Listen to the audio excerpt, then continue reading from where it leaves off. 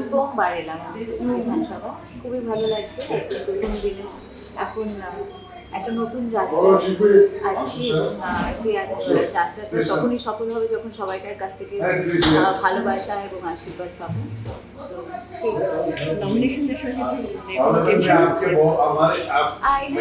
নতুন যাত্রা শুরু করার সময় যে একটা ব্যাপার, একটা ডেফিনেটলি একটা তো একটা অ্যাংজাইটি কাজ করে, কারণ একটা বিশাল বড় দায়িত্ব।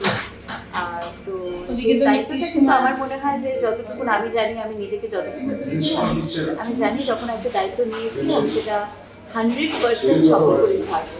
মানে আপনি মা, আপনি অভিনেত্রী, আপনি গৃহিণী, নাও উইল বি এমপি।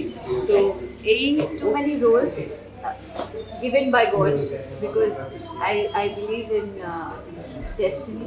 আমার মনে হয় সবটাই ভাগ্য, সবটাই কপাল। আর তার সঙ্গে সঙ্গে তো আমাদের নিজেদের আমরা আমি যেটা আগেই বললাম যে আমি আমার ক্যাপাসিটি বেস্ট করার চেষ্টা করব, কারণ this is about the emotions and the sentiments of people. তো তাদের আমি শুধু এটাই আমি সবাইকার কাছ থেকে অনুরোধ এবং আবদার করবো যেন সবাই যেন আমাকে আশীর্বাদ করেন, তাদের ভালোবাসা দেন, যাতে আমি অনেক অনেক মানুষের উপকারের কাজে আসতে পারি, তাদের ভালো রাখতে পারি, তাদের জন্য ভালো করতে পারি, দেশের সেবায় সক্ষম হতে পারি। Thank you so much.